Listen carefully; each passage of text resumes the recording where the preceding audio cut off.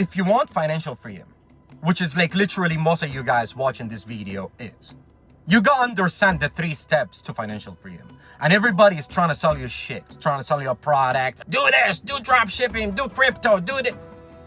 And you still spin in the same place and you never go anywhere. You gotta understand the 3 simple steps to financial freedom. Step number 1, make some money through a job. Basically, you exchange your time for money. You get a job. And then when you make a little bit of money, you save this little money you got. Now, at least you're paying your rent and whatever. Then you start jumping in the next thing, which you can like do within a year, 2 years max, you could actually jump into it, which is starting a business. Because with a job, you can never make a lot of money because you need that for the 3rd step we'll get to. First, you make a little bit of money with a job to make sure you got a roof over your head. Second, you start taking risks building business. Because building a business is not going to be easy. If it was easy, everybody would have a business. But the cool thing about business, that you can scale a lot higher and you can earn a lot more money than a job. So you start building a business. And my advice is always build an online business. Unless you have like some strong passion about, like, for example, modifying cars or construction or something like that you're passionate about. They always say chase your passion, and I hated it and I thought it was the dumbest thing. Every girl want to be a painter and every guy want to be a singer or a rock star. So how many rock stars and painters do we need? You know what I mean? But follow your passion. For me, I did X Martial. It's a Muay Thai jiu-jitsu brand, and the reason I started was because I was in business and I realized it's going to be hard anyways. Might as well do it in something I give it about. So I started building it into my passion. So when I tell you, look at your passion, not your childhood passion. Like what is it you care about? Cars, bikes, basketball?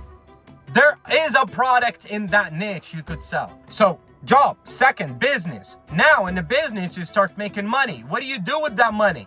You don't wear watches and be like a Ron. Business doesn't last forever. Business is not a marathon, it's a sprint. Make the most money you can as fast as you can. At some point, economy might go sideways, competition go crazy, or whatever it is. But business normally doesn't last. It's 3-year to 10-year on average, I think, and then 30-year if you're insanely lucky, unless it's a shitty business, one of those like mom and pop like restaurant. If you have one of those, you're gonna be completely occupied. You gotta find business that you can scale and you can lower your management cost in terms of money. So you want to build a business that is scalable and requires less management. Now we get to the good stuff. In that business, you gotta spend 1/3 and save 2/3. You always gotta think about your money is 1/3 of whatever your income is. 2/3 you save, which is the 3rd step, investing. You know, every rich person is an investor. They have either real estate or big stock portfolio.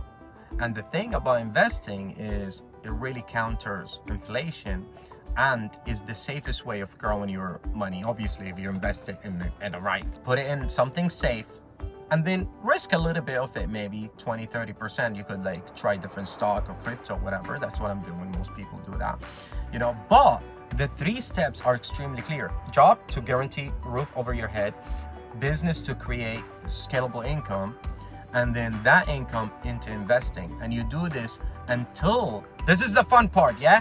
Until the return on your investment covers your yearly spend.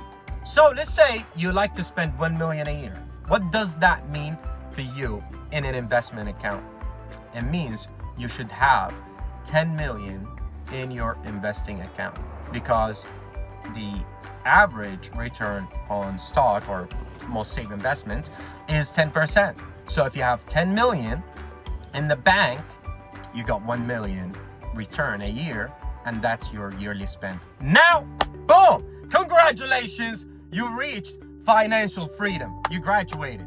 You now can do whatever the you want. That is the real money kind of life. But you don't have to be a trillionaire. Just whatever works for you. If it's 100,000, then it's 1 million. You need 1 mil in your investment portfolio. So I hope that kind of give you a little bit more clarity on how to approach making money.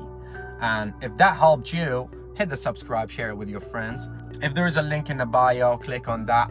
You know, if you need some mentorship, I'm not going to be selling you a course or some bullshit like that, but most of what I do is give people a little bit clarity on what they can do in certain stages, because I'm deep into this formula. Anyhow, link in the bio. Love you all. Peace.